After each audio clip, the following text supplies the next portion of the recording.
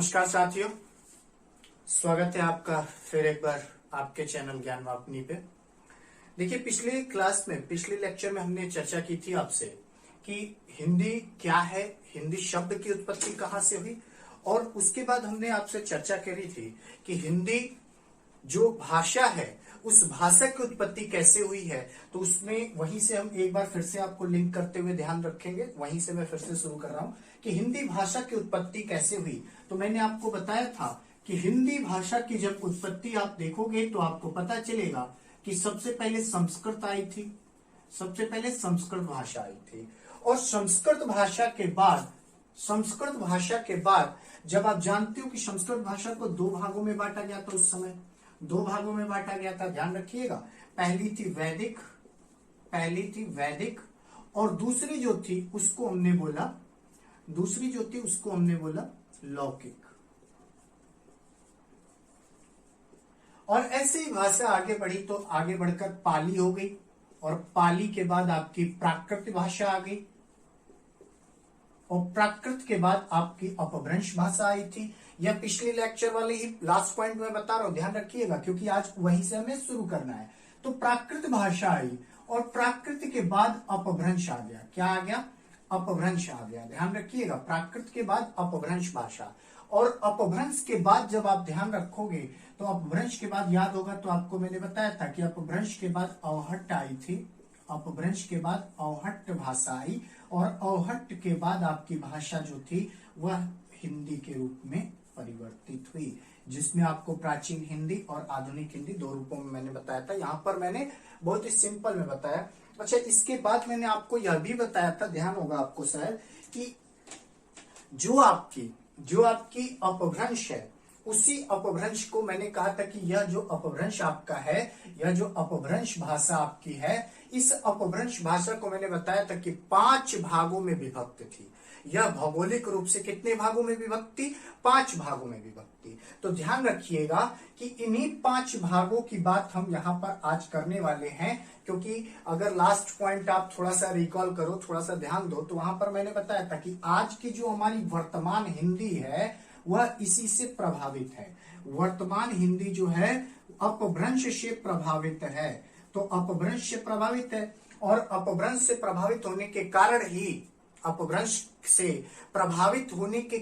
ही जो आज की हमारी वर्तमान हिंदी भाषा है उसकी जो 5 उपभाषाएं हैं, उन उपभाषाओं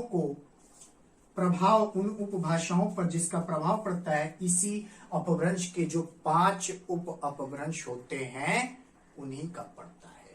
ध्यान दीजिएगा, फिर से मैं बोल रहा हूं, बार बार बोल रहा हूं, इसको फिर से ध्यान समझते चलिएगा। मैं अब इसको जरा सा इरेज करता हूं और उसके बाद अपभ्रंश पर ही केवल और केवल चर्चा करते हैं, देखते रहिए। चलिए, मैं बात कर रहा था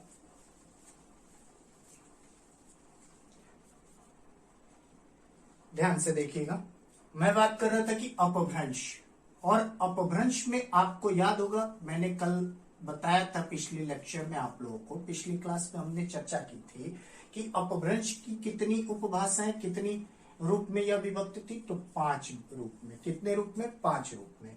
अब यह 5 रूप में जो विभक्त थी, और मैं ये कह रहा हूं कि आज की जो वर्तमान हिंदी है वो प्रभावित किससे? तो अपभ्रंश से। तो यूं लिख दूं कि हिंदी इससे निकली है। चलिए, हिंदी इससे निकली है, ठीक है, प्रभावित है आज की वर्तमान हिंदी। तो ये जो 5 आपकी उप अपभ्रंश थे, उन्हीं 5 उप अपभ्रंशों से 5 हमारी क्या निकली हुई है? 5 प्रकार की हमारी उपबोली निकली हुई है, सॉरी, उपभाषा निकली हुई है। क्या निकली हुई है? उपभाषा निकली हुई है। तो इन्हीं उपभाषाओं पर आज हमको चर्चा करनी है। बात समझ में आई? आगे बढ़ते हैं और समझते हैं कि हिंदी की वर्तमान उपभाषाएं कौन सी हैं और वह कौन सी अपभ्रंश से प्रभावित हैं। यह ध्यान से देखिएगा, एक सारणी बना रहे हैं, सारणी को जरा बनाइए और एक एक करके एक एक उपभाषा को समझते चलिएगा, ठीक है। देखिए,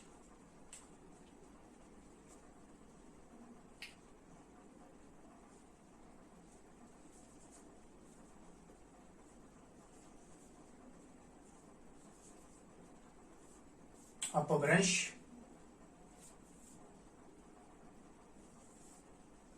दूसरा होगा हमारा कॉलम, उसमें लिखो आप लोग उपभाषाएं।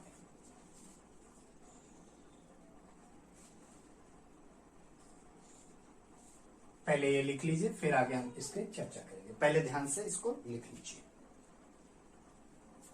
इसके आगे यहाँ लिख लीजिए हिंदी उपभाषा, ताकि आपको कंफर्म हो जाए, नहीं तो फिर आप देखिए। अब इसमें मैंने आपको बताया था, पहला जब आप देखोगे कि पहला अपभ्रंश क्या है, तो पहला अपभ्रंश आपके समक्ष आएगा कि पहला अपभ्रंश जिसका नाम था उसको बोलते हैं सौर सेनी। क्या बोलते हैं? सौर सेनी। ध्यान रखिएगा, सौर सेनी बोलते हैं। और इस सौर सेनी से जो हमारी भाषा निकली है, उपभाषा हिंदी की, उसको हम नाम देते हैं पश्चिमी हिंदी।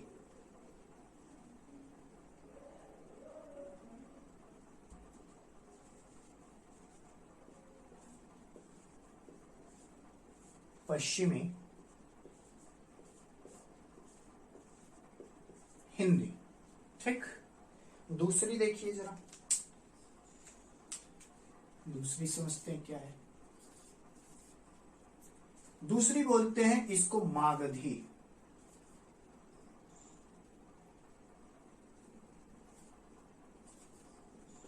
क्या बोलते हैं? मागधी। और मागधी के बाद क्या आते हैं तो देखिए जरा, मागधी होगी और मागधी में कौन सी आती है भैया, जरा उसको भी देखिए, एक सेकंड देखिए। मागधी में आपकी आती है जो उपभाषा निकली मागधी से, उसको बोलते हैं हम बिहारी हिंदी।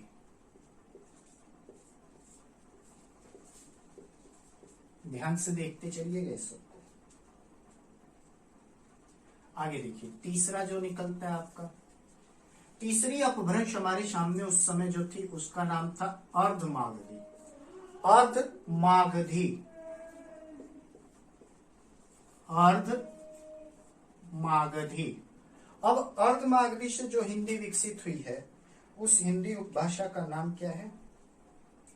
अर्धमागधी से जो हिंदी विकसित हुई है, उस हिंदी भाषा का नाम है पूर्वी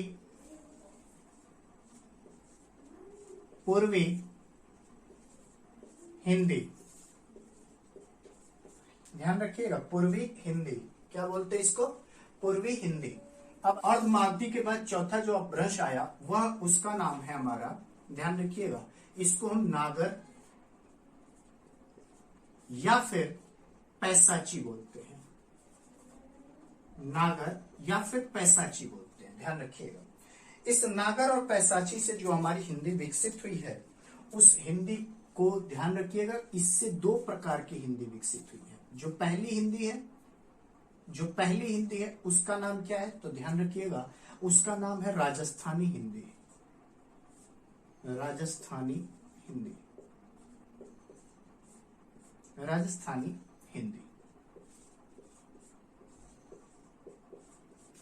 और इसी ब्राचड़ या फिर पैसाची कहिए, सॉरी नागर और पैसाची कहिए, इससे दूसरी हिंदी जो निकली उसका नाम है पहाड़ी हिंदी। पहाड़ी हिंदी। ध्यान रखिएगा कि जो चौथा अपभ्रंश था, उस चौथे अपभ्रंश से दो प्रकार की हिंदी विकसित हुई है, एक है राजस्थानी हिंदी और एक है पहाड़ी हिंदी। यह पॉइंट ध्यान रखिएगा। और अब बात कर लेते हैं कि पांचवा जो हमारा अपभ्रंश था उस समय, उसको हम बोलते हैं ब्राचड़। क्या बोलते हैं? ब्राचड़। अब इस ब्राचड़ से क्या निकला, क्योंकि हमने तो कहा था कि हिंदी की उपभाषाएं 5 ही होती है, तो 1 2 3 4 और 5 तो हमने बता दी। फिर ये ब्राचड़ कैसे और ब्राचड़ से क्या निकला, तो ध्यान रखना है कि ब्राचड़ से कोई हिंदी विकसित नहीं हुई, बल्कि भारत में बोली जाने वाली अन्य भाषाओं का विकास हुआ। कौन सी भाषाएं भैया, जरा उनको भी ध्यान से देखो। पहली भाषा आप ध्यान रखना, सिंधी। सिंधी भाषा जो है, सिंधी भाषा जो है वो ब्राह्मण अपभ्रंश से विकसित हुई है। ध्यान रखिएगा, सिंधी भाषा जो है ब्राह्मण अपभ्रंश से विकसित हुई है। उसके बाद अगर हम बात करें तो एक ब्रुहाई भाषा होती है, और ब्रुहाई कहां पे बोली जाती है? तो ब्रुहाई, ध्यान रखना, सिंधी आप लोग जानते होंगे, सिंधी तो आपके देश में बहुतायत प्रयोग होने लगा है। ब्रुहाई जो है बलूचिस्तान में बोली जाती है, वो जो ऑक्युपाइड कश्मीर है उसमें यह बोली जाती है, बलूचिस्तान क्षेत्र में ब्रुहाई वहां की भाषा है। उसके बाद बात करते हैं, ब्रुहाई के बाद अगर देखो तो एक भाषा होती है लहंदा। लहंदा, अब लहंदा भी पंजाबी, थोड़ा सा पंजाबी एसेंट की भाषा होती है यह भी। तो इसको भी कहां से यह विकसित हुई है? यह भी विकसित हुई आपकी ब्राह्मण से। और एक और भाषा अगर आप लिखना चाहो तो पंजाबी लिख सकते हो आप इसमें।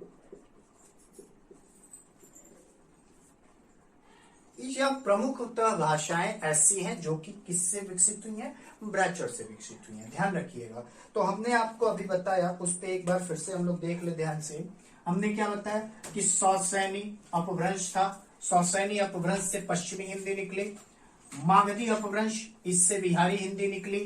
अर्धमागधी अपभ्रंश, पूर्वी हिंदी निकली। नागर या फिर पैसाची, दो नाम है, ध्यान रखना, और दोनों नाम एक ही अपभ्रंश के हैं। या तो इसको नागर बोलो या फिर पैसाची बोलो, कोई फर्क नहीं पड़ने वाला, नागर या फिर पैसाची। इस अपभ्रंश से दो प्रकार की हिंदी निकली। कौन कौन सी? तो पहली निकली आपकी राजस्थानी और दूसरी निकली पहाड़ी हिंदी। दोनों को ध्यान से समझ लीजिएगा। क्यों? क्योंकि बार बार राजस्थानी हिंदी से क्वेश्चन जरूर पूछा जा सकता है आपसे। कई बार पूछा गया है राजस्थानी हिंदी किस अपभ्रंश के अंतर्गत आती है, तो आपको ध्यान रखना होगा नागर या फिर पैसाची, इन्हीं दोनों में से कोई ऑप्शन आपके आंसर शीट में होंगे। तो यह ध्यान रखिएगा कि ऑप्शन में नागर लिखा है तो भी सही है, या फिर पैसाची लिखा है तो भी सही है। अच्छा, एक चीज और ध्यान रखिएगा, किसी किसी को यह नागर देखने से यह नहीं ध्यान मत लगा लीजिएगा कि सर लिपि में देवनागरी का नाम नागर पहले होता था, तो वहां से मत ले लीजिएगा। यह नागर अपभ्रंश का नाम है, न कि एक लिपि का। ध्यान रखिएगा, यहां पर कंफ्यूज मत होइएगा। अगली चीज, उसके बाद हम बात करते हैं कि ब्राह्मण से। तो ब्राह्मण से आपकी कोई हिंदी विकसित नहीं हुई, बल्कि अन्य भाषाओं का विकास हुआ। जैसे सिंधी का विकास हुआ, ब्रुहाई भाषा बनी, लहंदा नामक एक भाषा बनी, पंजाबी बनी, आदि कई भाषाएं जो कि आपके सिंधु प्रांत की तरफ बोली जाती हैं, उनका विकास ब्राह्मण से हुआ। तो यह तो थोड़ा बहुत मैंने आपको बताया किसका, हिंदी का विकास, हिंदी का जो विकास रहा। और वर्तमान हिंदी जो है हमारी, वह अपभ्रंश से प्रभावित है। और अपभ्रंश 5 प्रकार की थी, तो उपभाषाएं हिंदी की जो है वो भी 5 प्रकार की थी, यह मैंने आपको बताया। अब बात कर लेते हैं, इसको नोट डाउन कर लीजिए, फिर हम आगे बढ़ते हैं। बात कर लेते हैं इसके बाद हम कि यह उपभाषाएं हमारे सामने आ गई। अब उपभाषाओं के अंतर्गत आपको पता होगा कि बोलियां होती हैं, बोली होती है। जरा समझते हैं एक चीज, मैं थोड़ा सा समझाता हूं, 1 मिनट, इसको मिटा दो, फिर आपको एक छोटी सी बात मैं समझा के फिर स्टार्ट करते हैं। देखिए,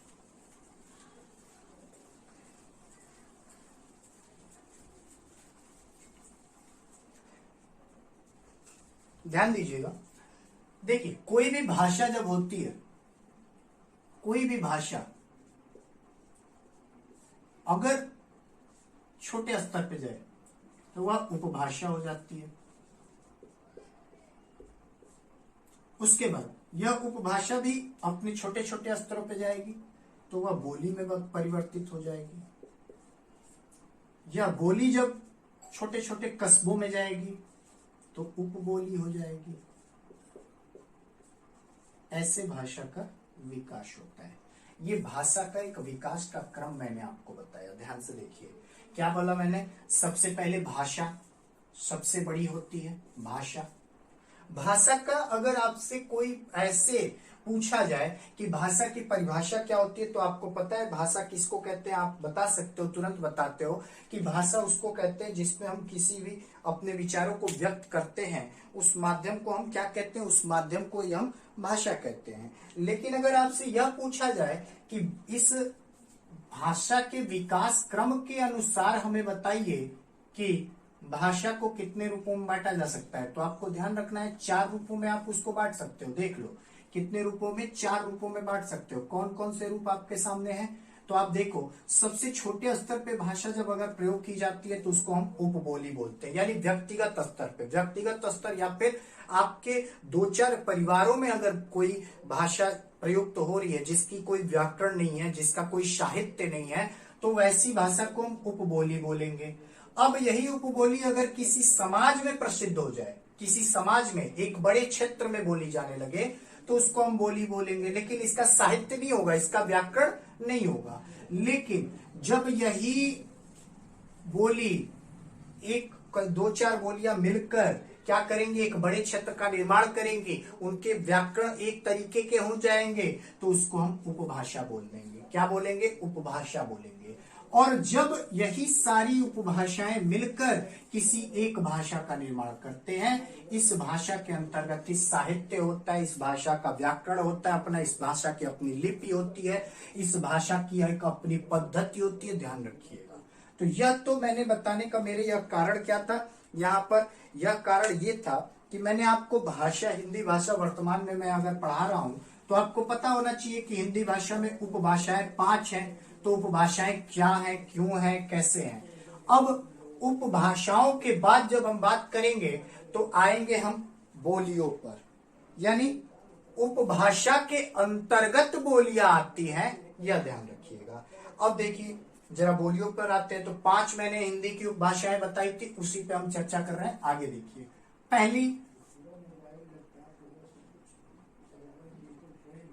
पहला जो उपभाषा है वो क्या है, पश्चिमी हिंदी।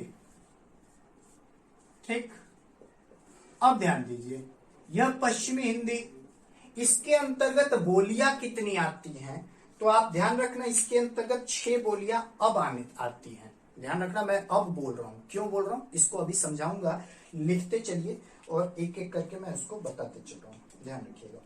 अच्छा हाँ, यहाँ पे यह डिस्कस मत करिएगा कि सर इसके क्षेत्र क्या है, कैसे, इस पे कंफ्यूज मत होइएगा आप लोग, टेंशन मत लीजिएगा। मैं इसके बाद क्षेत्र भी बताते चलूंगा। अभी मौखिक रूप से मैं उसके एक दो क्षेत्र बताऊंगा, उसको नोट करने की जरूरत नहीं उतनी, क्योंकि इसके ठीक बाद में आपको क्षेत्र वाला भी पूरा का पूरा डायग्राम बताऊंगा ठीक से, अच्छे से। देखिए, पश्चिमी हिंदी में जब हम चर्चा करते हैं तो पश्चिमी हिंदी में हमें यह जानना है कि पश्चिमी हिंदी में कितनी बोलियां होती हैं। तो मैंने बताया आपको कि 6 बोलियां होती हैं। तो पहले लिख लो इसमें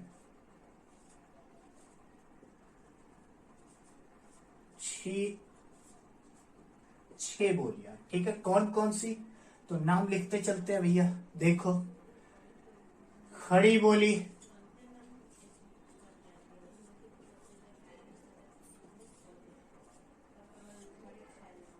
खड़ी बोली यानी कौरवी भी इसको नाम दिया जाता है, ध्यान रखना। अब ध्यान रखना कि कौरवी भी इसको बोला जाता है। और कौरवी और खड़ी बोली, तो खड़ी बोली को कौरवी किसने नाम दिया यह भी आपको मैं बताऊंगा, टेंशन मत लीजिएगा, ठीक है, घबराइएगा मत। राहुल शंकर त्यान जी ने बोला था, वह भी मैं आपसे चर्चा करूंगा आगे। आगे देखिए, खड़ी बोली के बाद कौन सी आएगी, दूसरी होती है भैया ब्रज भाषा।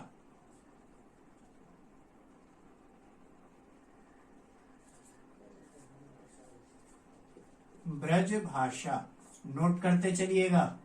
और ब्रज भाषा आपकी हो गई।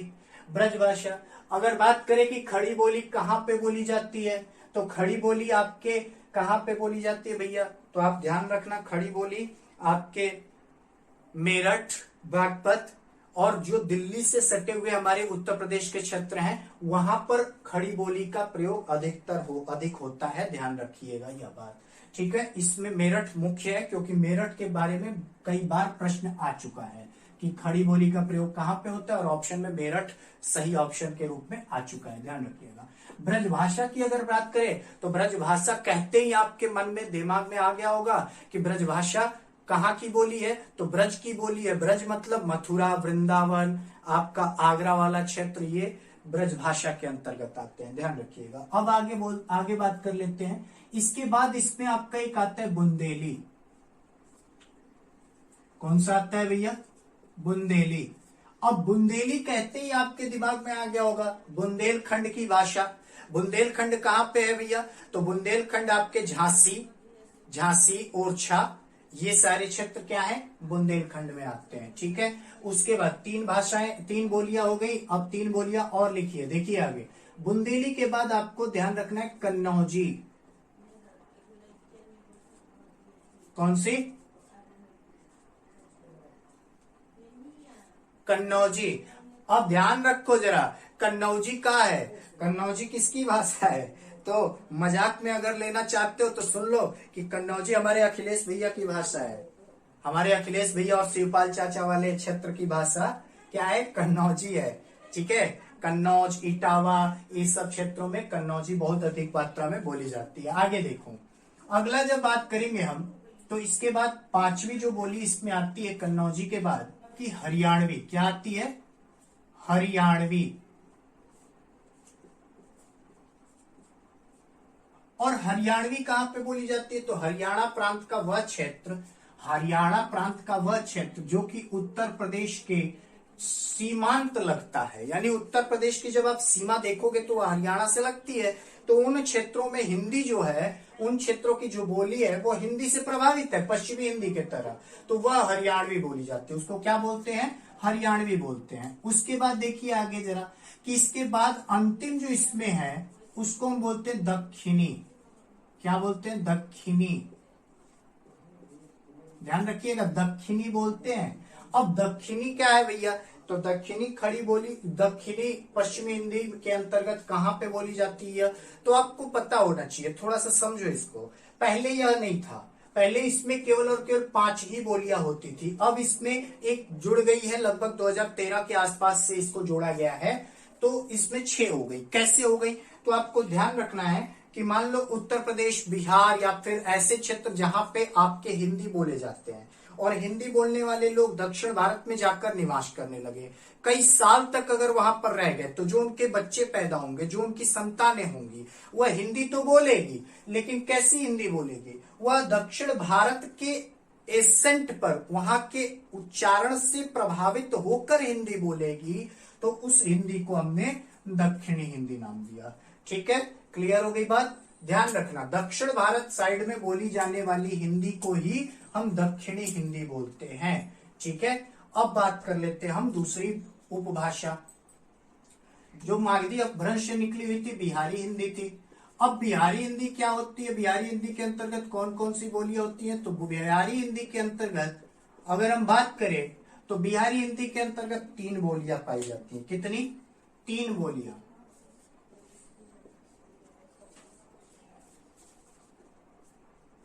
बिहारी हिंदी के अंतर्गत 3 बोलियां पाई जाती हैं। कौन कौन सी 3 बोलियां होती हैं वह भी देखो जरा।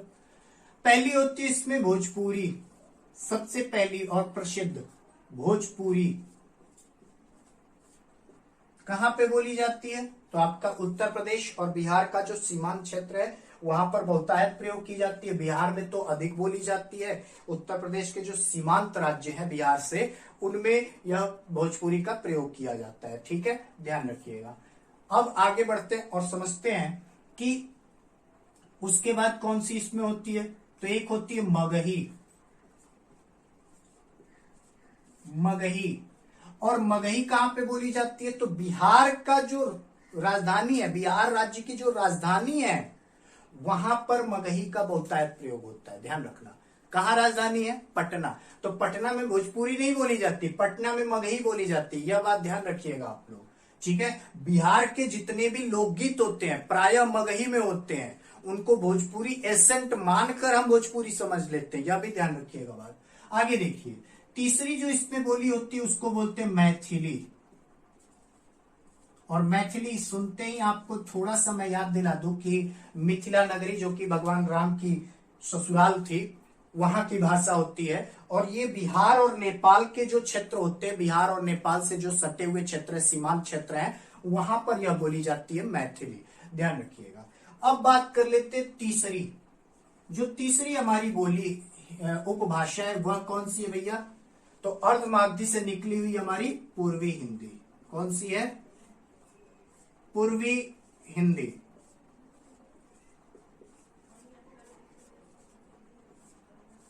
आगे देखिए, पूर्वी हिंदी में भी 3 बोलियां होती है। कितनी होती है? 3 बोलियां। ठीक, कौन कौन सी, तो वो भी समझ लीजिए जरा एक बार, ध्यान से देखते चलिएगा। कौन कौन सी 3 बोलियां होती हैं पूर्वी हिंदी? पूर्वी हिंदी किससे निकली हुई है? तो अर्धमागधी। अर्धमागधी से निकली हुई पूर्वी हिंदी के अंतर्गत 3 बोलियां पाई जाती हैं। पहली होती है उसकी अवधी, बहुत प्रसिद्ध, बहुत प्रसिद्ध बोली अवधी। उसके बाद अवधि के बाद, अवधि के बाद आपकी इसमें आती है एक बघेली, और उसके बाद छत्तीसगढ़ी। ध्यान रखना, छत्तीसगढ़ी।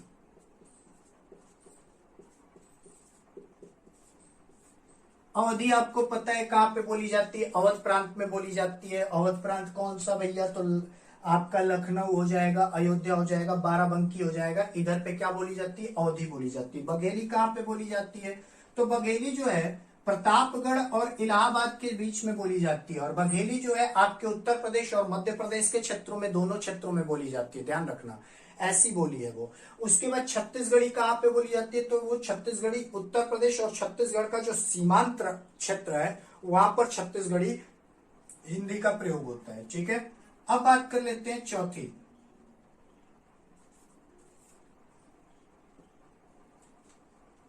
ऊपर लिखते हैं, नीचे शायद आपको दिख ना रहा हो तो मैं ऊपर लिखता हूं इसको, ऊपर वाला मिटा रहा हूं। ठीक है, ध्यान से देखिएगा, ध्यान से देखिएगा। चौथा मैं अभी बता रहा हूं। चौथी जो हमारी उपभाषा थी, हमने बताया था आपको, चौथी उपभाषा क्या बताया था? राजस्थानी। क्या बोला था? राजस्थानी।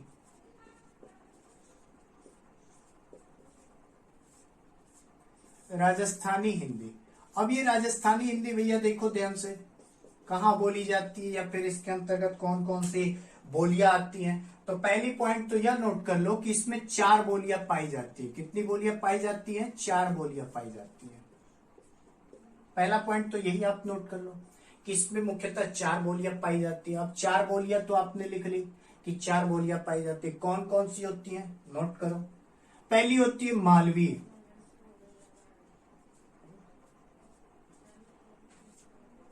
मालवीय। दूसरी होती है मारवाड़ी। दूसरी क्या होती है? मारवाड़ी। तीसरी क्या होती है? जयपुरी। चौथी क्या होती है? मेवाती।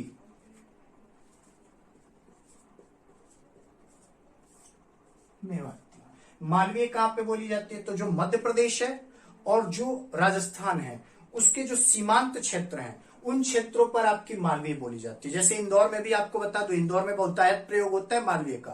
रतलाम एक जगह है, रतलाम में आपके मालवीय का प्रयोग होता है। मारवाड़ी की बात करूं तो मारवाड़ वाले इलाके जो होते हैं वहां पर क्या बोले जाते हैं? मारवाड़ी बोली जाती है। जैसे अगर मैं बात करूं किशनगढ़ की तो वहां पर मारवाड़ी बोली जाएगी। जयपुरी, जयपुरी जयपुर के आसपास के क्षेत्रों में, जो जयपुर है उसके आसपास के क्षेत्रों में जयपुरी बोली जाती है। उसके बाद मेवाती, लास्ट मेवाती कहां पे बोली जाती है? मेवाड़ वाले क्षेत्रों में, जैसे चित्तौड़गढ़ हुआ, उदयपुर हुआ, यहां पर क्या बोली जाती है? मेवाती बोली जाती है। ध्यान रखना। आगे देखिए, अगला और अंतिम जो हमारा उपभाषा है वह हमारी कौन सी हिंदी है भैया? वह मैंने बताई थी आपको, पहाड़ी हिंदी। पहाड़ी हिंदी, जरा ध्यान से देखो, पहाड़ी हिंदी। पांचवी क्या बोली थी मैंने?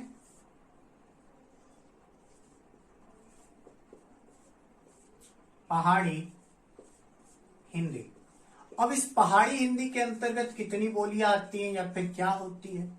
तो आपको बता दूं, अगर हिंदी की केवल बात करोगे तो यहां पर मैंने पहाड़ी हिंदी लिखी है, पहाड़ी भाषा नहीं लिखी है। अगर पहाड़ी भाषा लिख दी जाएगी तो आपको एक चीज बता दूं कि पहाड़ी भाषा पूरे के पूरे पहाड़ी क्षेत्रों को मिलाकर बोली जाने वाली भाषाओं को पहाड़ी भाषा के अंतर्गत रखा जाएगा।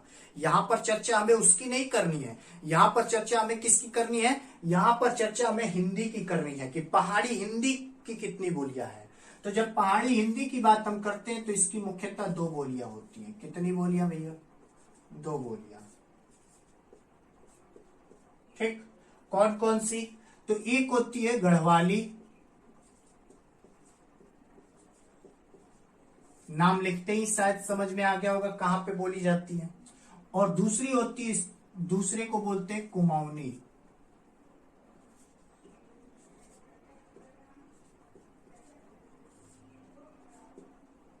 कुमाऊनी, ठीक। इन दोनों भाषाओं को जरा समझो। गढ़वाली गढ़वाल वाले क्षेत्रों में बोली जाती है। कुमाऊनी कहाँ बोली जाती है? तो कुमाऊनी नैनीताल में बोली जाती है। बहुत ही प्रसिद्ध नाम मैंने बता दिया ऐसे ही, ठीक है, ध्यान रखना। अब बात कर लेते कितनी बोलियां मैंने बताई, तो शॉर्ट में समझो जरा। मैंने आपको पश्चिमी हिंदी में कितनी बताई? पश्चिमी हिंदी में कितनी बताई मैंने? 6 बताई थी।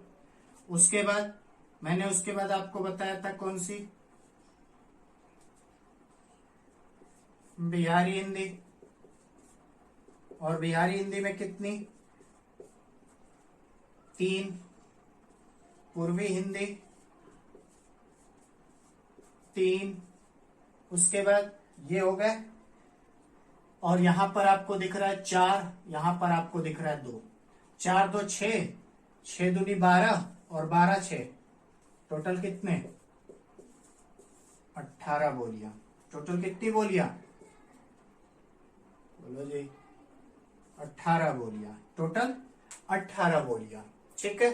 समझ में आ गई बात।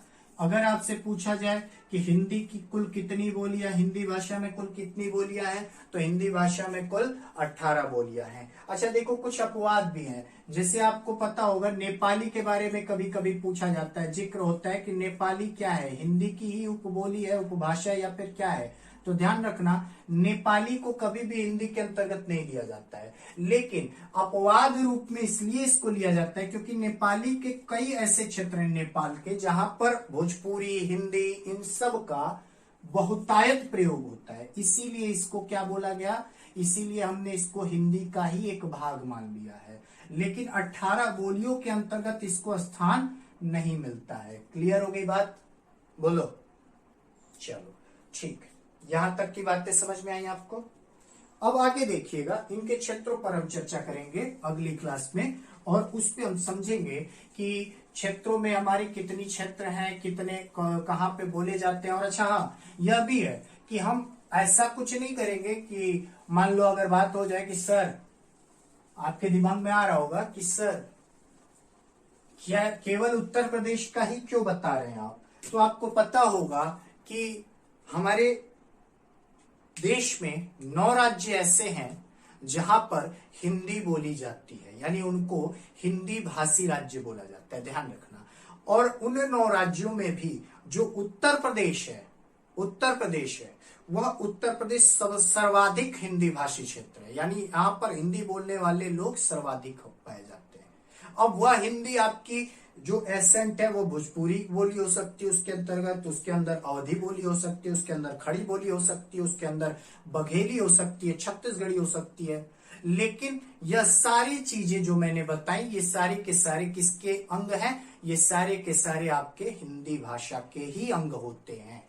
ठीक, बात समझ में आई?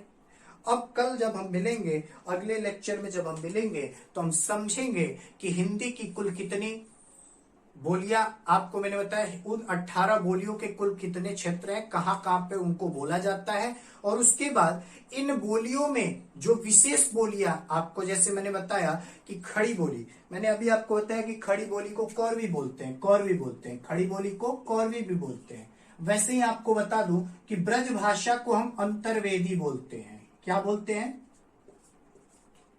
अंतर्वेदी बोलते हैं, या फिर ब्रजबोली बोलते हैं, ध्यान रखना, ब्रजबोली। तो आपको समझना है, यह अगली क्लास में आपको यह पता चलेगा कि ये ब्रजबोली किसने नाम दिया, या फिर अंतर्वेदी नाम क्यों पड़ गया, कौरवी नाम किसने दे दिया, या फिर भोजपुरी किसने बताया कि भोजपुरी इसको नामकरण इसका भोजपुरी ही क्यों किया। जो भोजपुरी बोली है उस बोली को भोजपुरी नामकरण किसने किया, उसका नाम किसने दिया, यह बातें। या फिर बिहारी हिंदी को बिहारी कैसे किसने बोला। तो ये सारी बातें हम कल के क्लास में डिस्कस करेंगे। ये सारे पॉइंट्स और इंपॉर्टेंट पॉइंट्स हैं, तो ध्यान रखिएगा। और ये सारे के सारे पॉइंट्स आपके एग्जाम में पूछे जाने वाले हैं, ध्यान रखिएगा। आज के सेशन में बस इतना ही। और अगर आपको कोई भी डाउट होता है तो प्लीज कमेंट करें, मैसेज करें। आप हमें व्हाट्सएप कर सकते हो, व्हाट्सएप नंबर उसमें दिया है डिस्क्रिप्शन में, जब आप देखोगे तो आप व्हाट्सएप करो। आप हमसे उस पे जो भी डाउट है उन क्वेश्चंस को रखो ताकि हम आपको उन क्वेश्चंस का उत्तर दे सके। बहुत बहुत धन्यवाद। मिलते हैं फिर।